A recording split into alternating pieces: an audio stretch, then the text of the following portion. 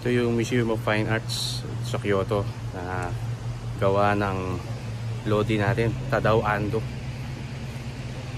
So kung kilala mo si Tadao Ando, isa lang i-expect mo, concrete. Yan ang ano niya favorite material niya, brutalist. At talagang walang kakeme-keme. Puro konkreto. Tara, silipin natin kung anong meron dito. Yung Tasbo, ito na, massive na concrete na yan bakas pa yung pagkakatanggal niya sa formworks. Yung mga butas-butas na yan, design lang yan pero ang totoo may purpose yan. Diyan kumakapit yung forma.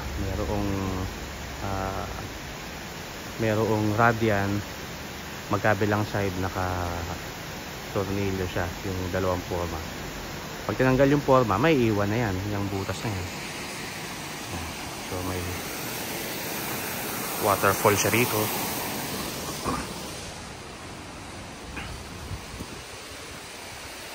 Glass. Tapos ito yung mga paintings, mga replica yan na mga paintings ng sikat na mga artist worldwide.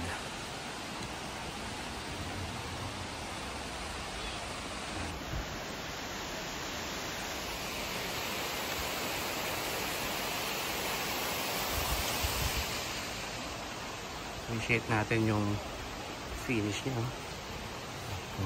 Concrete. Yung mga butas-butas, nayaan niya na yan dyan.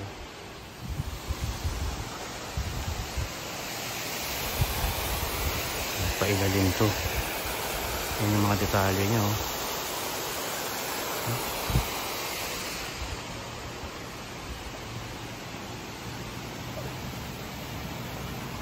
Ang design niya, ang plano niya, merong massive na concrete block. Ito yung pinaka core. Tapos paikot ka, pababa ka using this ramp. Tapos approaching yung edge, merong mga ganitong mga waterfalls. Appreciate natin yan, diba? Yung mga display,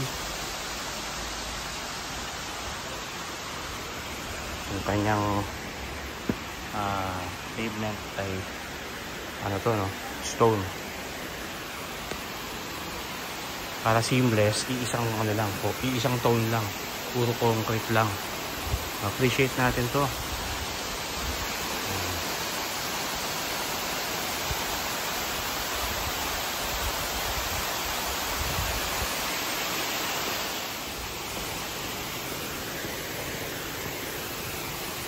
Detalye, yung pagkakakabit ng steel handrail papunta sa concrete, sobrang suwabe lang, diba?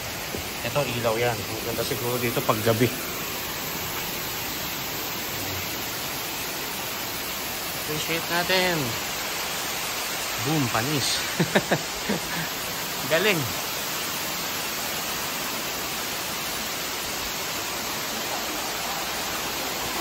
I think we reached the end of the exhibition. So talagang part ng exhibition yung structure. Kasi ito ano na ano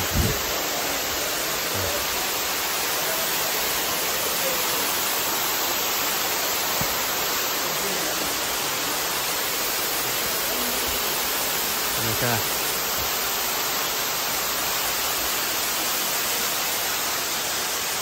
Tadao Ando. Ang galing mo. Lang, very quick lang. Pinakita ko lang sa inyo kung anong meron dito sa gawa ng world famous na Japanese architect na si Tadao Ando. Itong Museum of Fine Arts dito sa Kyoto. Maraming salamat. Bye!